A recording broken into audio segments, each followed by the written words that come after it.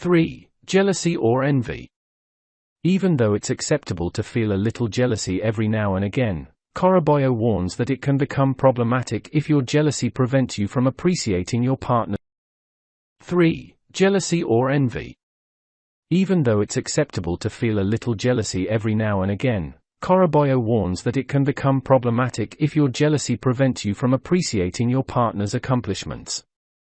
The same is true of envy. It is a completely normal human emotion, yes. However, when it results in ongoing mistrust and suspicion, your relationship may start to 2. You frequently argue. It may be a sign that we were never in love if you and your lover argue almost every time you see each other. While disagreements between partners are common, they shouldn't be the primary form of communication.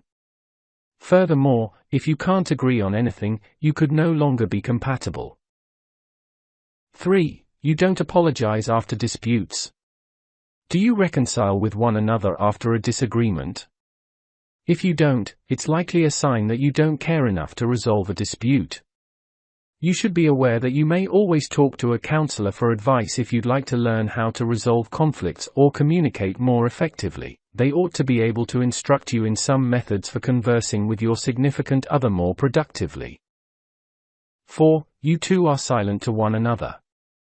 It should cause you to pause and give it some thought, because you might not even be talking to each other besides when you are bickering.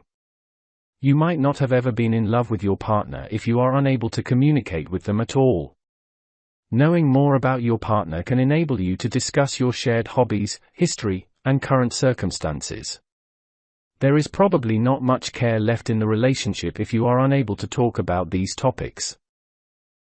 5. You don't feel the need to fill them in. You can believe that you don't need to let them know what you are doing in addition to not caring what they are doing. Perhaps you are not consulting them at all and are making decisions without them.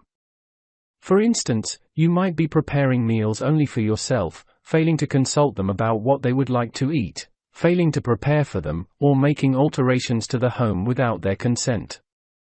In general, it's beneficial to make decisions as a couple so that each person has a voice. If you don't incorporate or take into account your spouse when making decisions, you are probably no longer in love with them. So thanks for watching. And if you are new, please make sure you subscribe and turn on post notifications just so every time I upload you won't miss anything.